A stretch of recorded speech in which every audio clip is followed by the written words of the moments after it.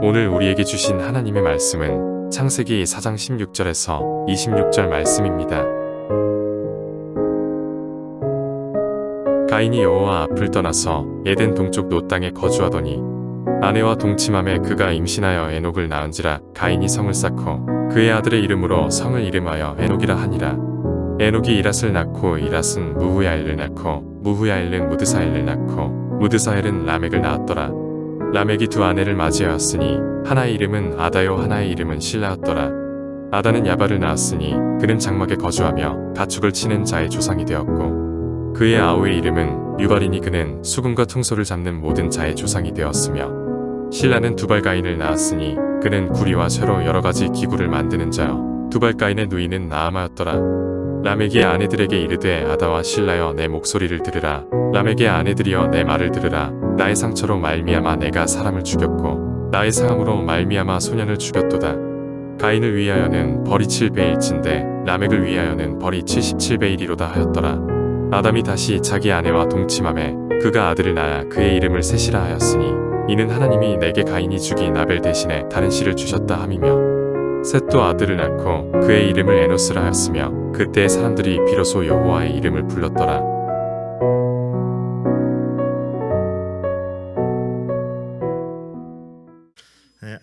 아담과 하와의 범죄 이후에 인간은 에덴의 동쪽으로 떠납니다. 이 에덴의 동쪽으로 떠났다는 것은 하나님의 임재를 벗어나서 점점 더 먼 곳으로 갔다. 하나님과의 임재가 반대되는 곳을 가리킬 때 동쪽으로 갔다 이렇게 말하는데요. 떠나기 시작했습니다. 그리고 이제 하나님과 반대편에 서 있는 가인의 나라가 세워지기 시작하는 것이죠. 가인은 어떤 사람이었을까요? 아벨을 죽인 것도 죽인 것이지만 이 장면 이후에 하나님께서 그를 다시 찾아오십니다. 네 아우가 어디 있냐? 저는 하나님께서 다시 찾아오실 때 그에게 기회를 주셨다라고 생각합니다. 하나님은요, 그의 영혼을 돌볼 수 있는 기회를 주십니다. 그러나 그는 그 하나님의 방문을, 그 기회를 알지 못했습니다. 자기가 잘못했다, 살인했다는 것은 단 한마디도 하지 않고요, 내 생명을 구할 표를 달라고 하나님께 요청했습니다. 그리고 하나님께서는요, 농부였던 그에게 땅의 저주를 내립니다. 농부에게 땅의 저주 내린다라는 것은요, 실제로는 그 인생을 제대로 살 수 없다는 것을 의미합니다.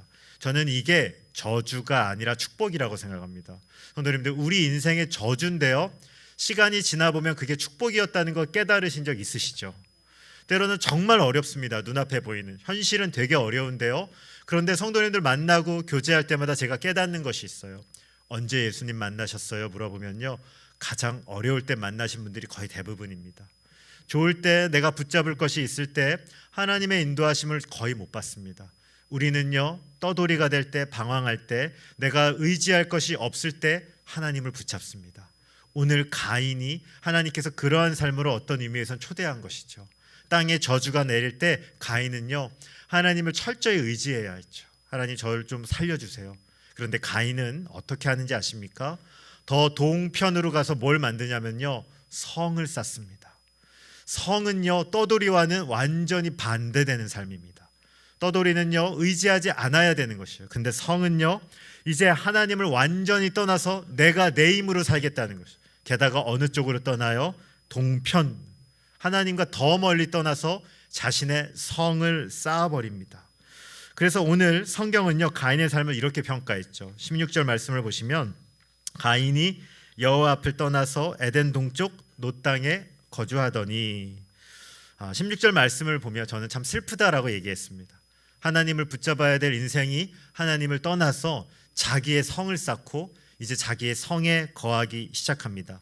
나름 열심히 살았을 거예요, 성도님들. 가인이요, 성도 쌓고 정착도 하고 때로는 즐겁기도 했을 겁니다. 자녀들도 보면서 재미도 봤을 겁니다. 그러나 그의 삶을 건강하다라고 말할 수 없겠다는 거죠. 오늘 말씀은요, 이제 성을 쌓은 그 이후의 시간입니다. 하나님을 떠나 반역의 길을 나선 그들의 성에서 어떤 일이 일어날까요? 우리 17절 말씀, 우리 성도님들 한번 같이 읽어볼까요? 함께 읽겠습니다. 시작.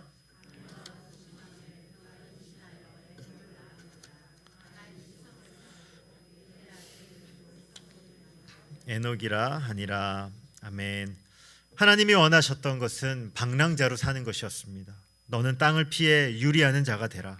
아까 말씀드렸듯이 하나님께서 이건 징계지만 사실 축복이었습니다. 땅을 떠나면서 그는 누구를 붙잡아야 됐어요? 하나님 붙잡아야 됐죠. 때로는 우리 삶 가운데 어려움은 하나님을 붙잡는 통로 아닙니까? 그래서요, 미국의 격언 중에 이런 말이 있습니다.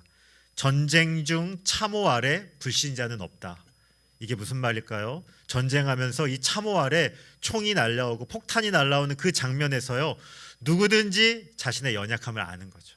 불신자가 없다는 말. 그때 신앙 하나님 앞에 선다는 것입니다. 삶의 위기는 우리가 하나님 앞에 하나님을 붙잡는 자리에 서게 만드는 거죠. 그러나 가인은 끝까지 하나님 의지하지 않았습니다. 그리고 그 성을 지었습니다. 그리고 오늘 자신의 아들의 이름을 따서 성의 이름을 짓습니다. 아들의 이름이 무엇이죠? 에녹인데요. 에녹을 짓습니다. 저는 이게 인간의 타락이라고 생각합니다. 인간은요, 누구든지 자기의 이름이나 내가 기념할 만한 것을 높이고 싶어 합니다. 오늘은 잘 생각해 보십시오. 내 이름을 낸다는 것은요, 하나님과 반대되는 무언가를 기념하는 것이죠.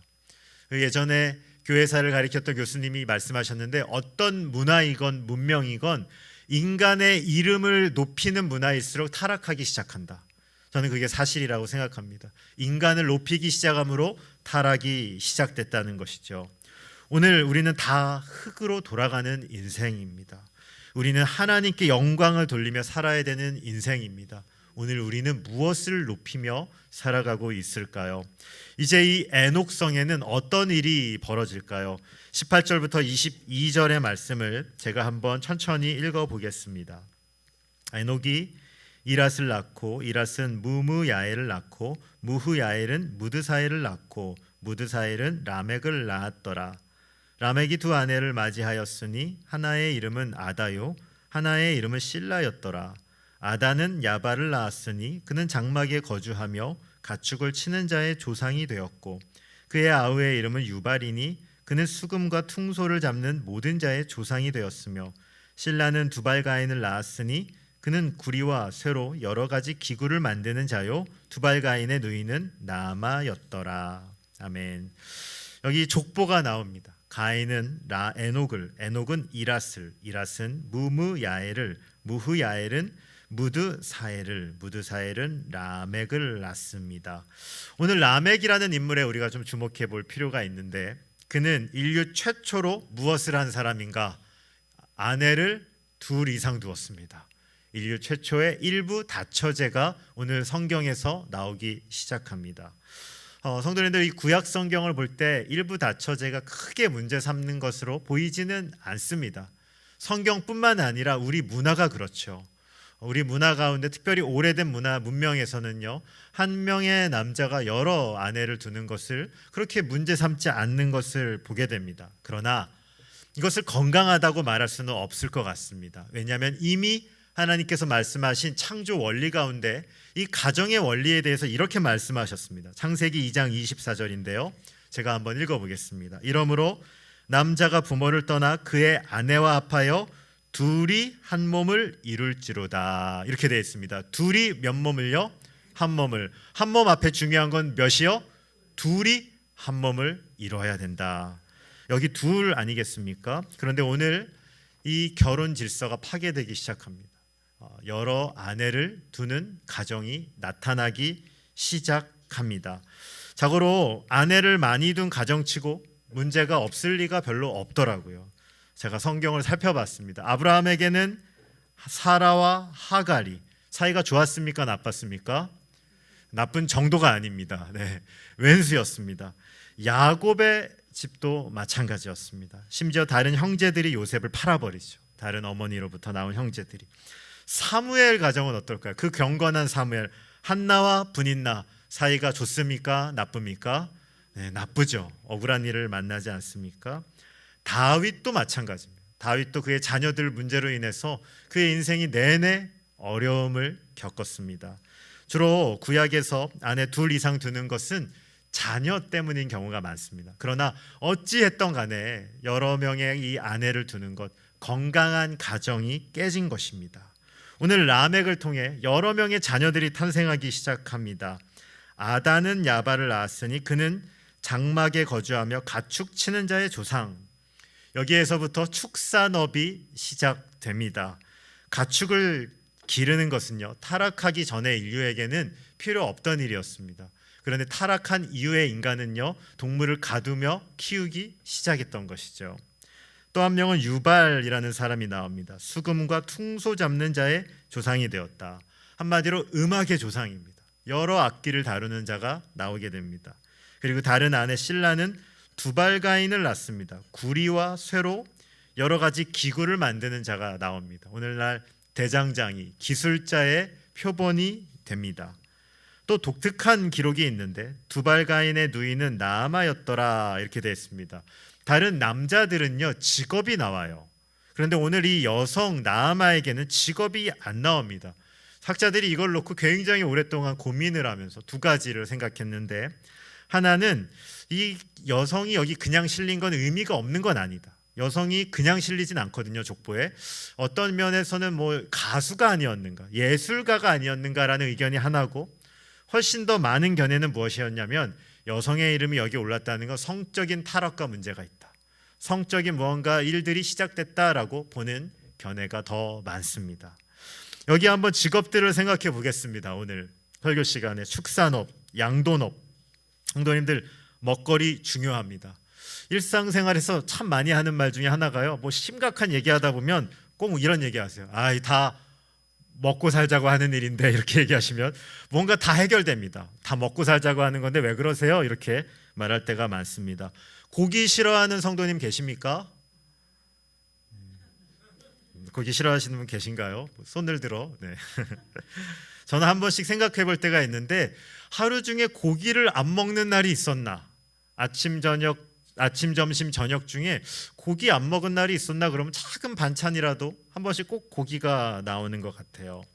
이 고기를 만들기 위해서 얼마나 많은 것들이 파괴되는지 혹시 아십니까?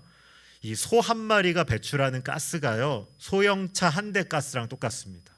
환경오염을 파괴하는데, 저는 예전에 이 소 키우는 것 때문에 온난화가 일어난다 그럴 때 웃었어요. 농담인 줄 알았어요. 근데 농담이 아니더라고요. 정말 이 축기, 양돈 뭐 이런 것들 때문에, 소 때문에 이 온난화가 얼마나 많이 일어나는지 모릅니다. 인간의 지나친 욕심이죠. 조금만 먹어도 괜찮은데요, 너무 많이 먹는 거죠. 그리고 너무 좋은 고기를 찾죠. 뭐 2+ 고기 뭐 이런 것만 우리가 좋아하고 찾으니까요, 더 가혹하게 이 일들이 일어나는 것입니다. 양도는 어떨까요? 우리 한번 생각해 보셨습니까? 돼지가요 상당히 영리한 동물입니다. 이 동물 중에서도 IQ가 상당히 높은 편이에요. 그런데 이 돼지들이 가혹한 환경에서 자라기 때문에 대부분은 미쳐 있다고 합니다. 굉장히 힘든 거죠, 그 환경 가운데 자라면서요. 그리고 그런 어려운 환경 가운데 돼지를 키우니까 굉장히 강한 약을 씁니다. 항생제니 뭐니 굉장히 많이 투여합니다. 그러니까 이 가운데 바이러스니 질병이니 인간의 이 지식을 뛰어넘는 병이 계속 등장합니다. 코로나 때문에 대부분 묻히긴 했지만, 그 전에 뭐가 유행했냐면 돼지 열병. 못 잡는 겁니다. 바이러스가 나왔는데 치료를 못 하는 거예요. 원인도 모르겠고, 걸리면 완전히 다 폐사하고 몇 년 동안 그 자리에서 키울 수가 없는 겁니다. 우리의 지혜를 넘어서 버린 거죠. 인간의 욕심 아닙니까? 우리가 그렇게 좋아하는 것 때문에 많은 것들이 파괴되고 있는 거죠. 오늘 먹는 것만 꼭 문제 있지 않습니다. 오늘 입으신 옷들을 한번 살펴보십시오. 어떤 원단으로 만들어지셨습니까? 모피, 덕, 점퍼 큰 거 입으면 여기 오리털도 넣고요, 또 거위털도 넣습니다. 거위가 더 따뜻하다고 좋아하시고, 또 여기 털도 와 이렇게 멋있는 거 와 이렇게 다는데, 잘 보시면 뭐 라쿤이니 뭐 너구리니 뭐 다 귀한 것들로 잡은 것입니다.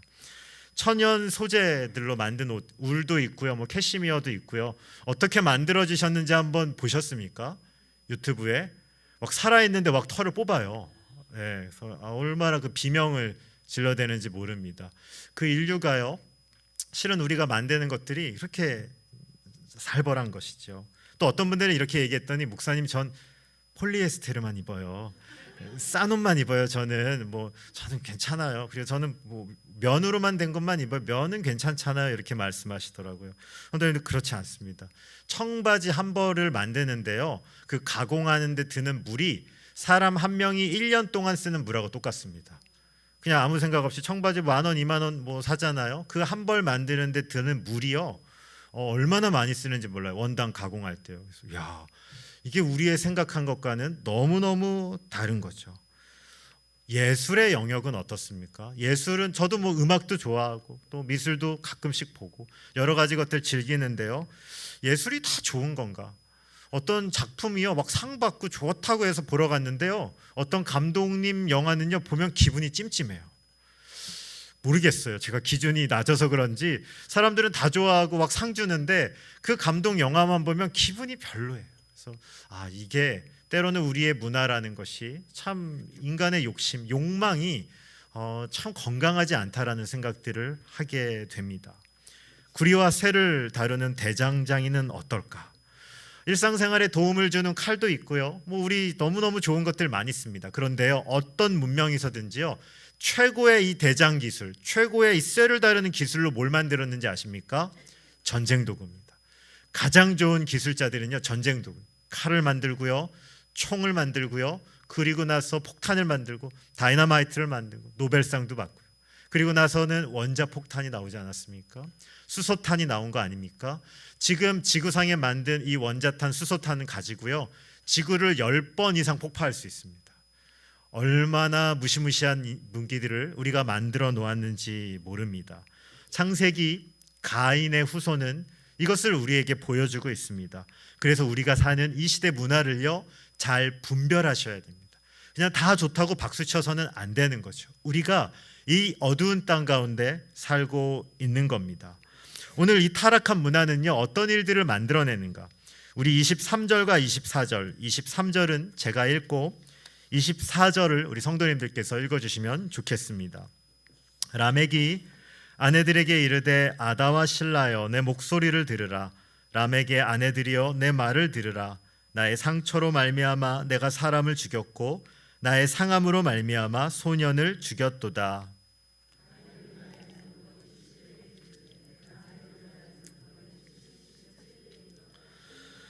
오늘 라멕이 이 땅 타락한 문화에서 어떤 일이 일어나냐면요, 뻔뻔하게 이렇게 말합니다. 나의 상함으로 말미암아 내가 사람을 죽였다. 내 상처로 죽였고 내 상함으로 소년을 죽였다. 적어도 한 명을 죽인 건지 두 명을 죽인 건지는 명확하진 않지만 확실한 건 사람을 죽였다는 것입니다. 이게 어떤 말이냐면요, 내 상처로 사람을 죽였다는 게 나를 조금 피해를 준 그 사람을요 죽여버렸다는 거예요. 나에게 조금 해를 가한 그 사람을 내가 그냥 끝내버렸다는 겁니다.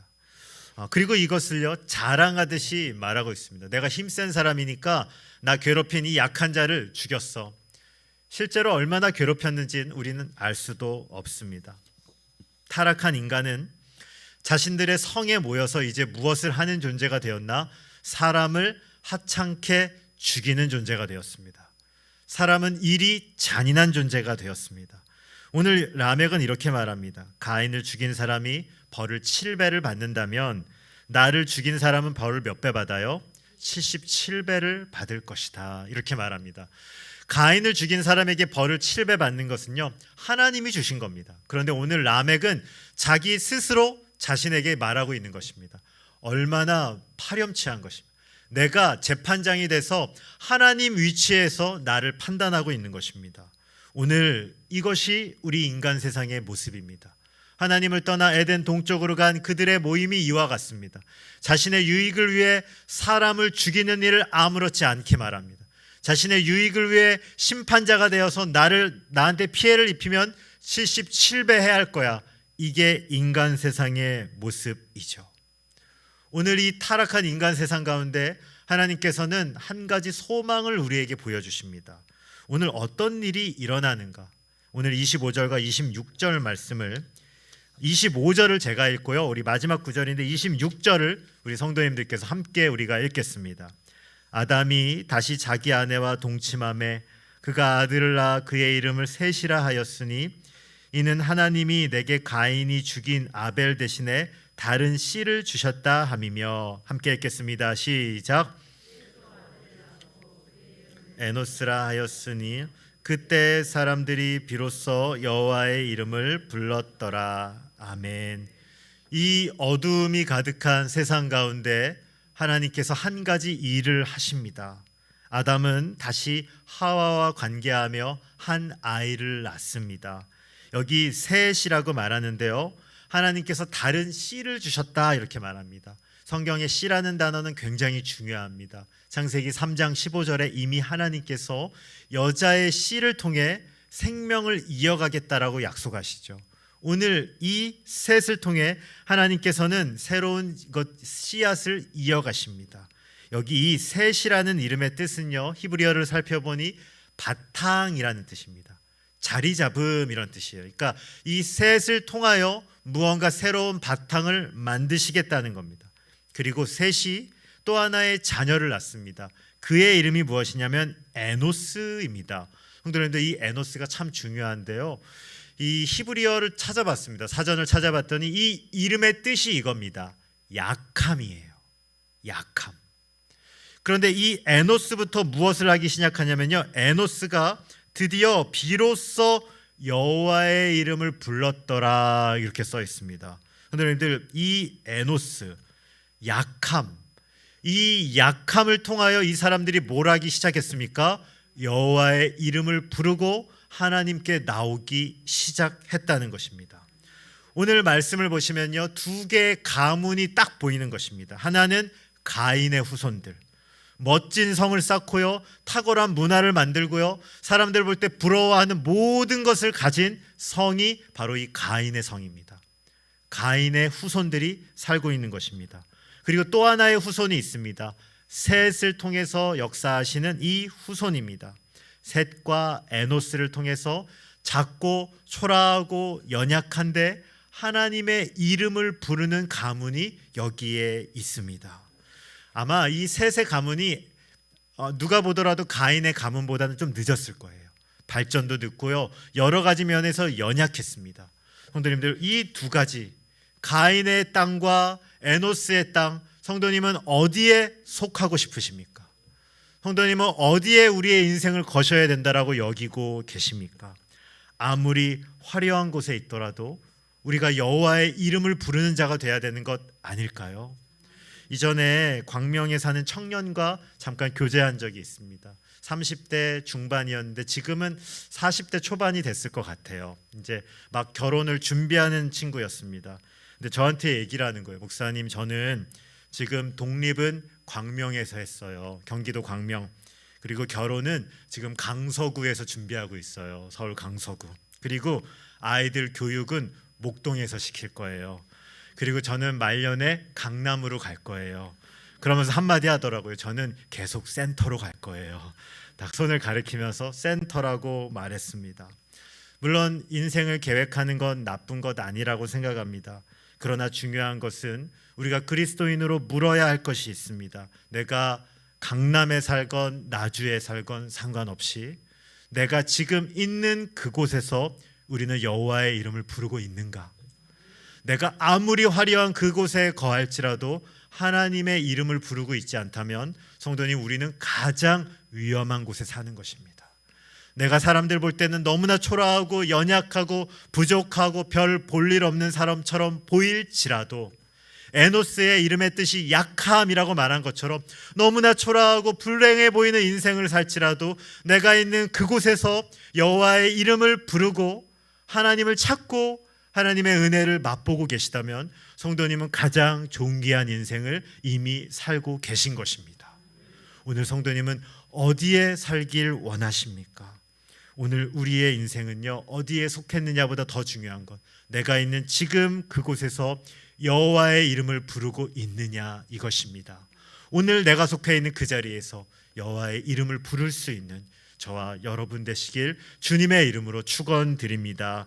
이제 마지막으로 한 가지 꼭 오늘 부탁드리고 싶은 게 있어요. 여호와의 이름을 부른다는 것이요, 때로는 좀 막연해 보일 수 있습니다. 이게 어떤 것인가라고 고민될 때가 있습니다. 오늘 저녁에 성도님, 우리 부흥회가 있어요. 제가 4개월 정도 됐는데 한 번도 이렇게까지 나와 주세요라고 한 적이 한 번도 없습니다. 정말입니다, 성도님들. 특별히 오늘 주일 2부 예배만 일주일에 한 번 오시는 성도님들 계십니다. 정말로 오늘 저녁은 한번 나오셔야 됩니다. 오늘 저녁은요, 한번 꼭 오셔야 됩니다. 우리가 한번 하나님의 말씀을 같이 듣고 내가 딱 정한 성에만 하나님께 예배하는 것이 아니라고 생각합니다. 신앙이라는 것은 때로는 조금 더 나가는 것이죠. 그리고 하나님의 인도하심을 받는 겁니다. 오늘 옆에 계신 분들 한 번 더 얼굴 쳐다보겠습니다. 그 뒤로 보시겠습니다. 저녁에 오실 거죠? 한 번 더 해봅시다. 네. 네, 저녁에 오실 거죠? 네, 제가 도장을 다 찍었습니다. 성도님들, 네, 첫날 오시고 이런 말하면 좀 그렇지만 은혜가 너무 없다 그러면 알아서 하십시오. 하지만 첫날 오는 것은 성도님들 정말로 우리의 정말 성도의 책임이라고 저는 생각합니다. 오늘 주일 저녁 예배, 오후 예배 있습니까? 없습니까? 없습니다. 오후 예배 왜 없습니까? 조금 체력 보충하시라고. 체력 보충하시고요. 좀 졸리신 분들은 한숨 또 쉬시고요. 가장 말짱한 정신으로 몇 시에 오시면 됩니까? 네, 좋습니다. 모범 답안이 있네요. 6시 40분. 네, 40분에 오셔서 우리 기도하고 우리 하나님의 은혜를 함께 받읍시다. 우리 여호와의 이름을 부르는 자로 우리 세상이 말하는 그 탁월함이 아닐지라도 내가 있는 그 자리에서 하나님의 인도하심 받고 하나님의 손 아래 우리 인생을 맡겨드릴 수 있는 저와 모든 성도님들 되시길 주님의 이름으로 축원드립니다.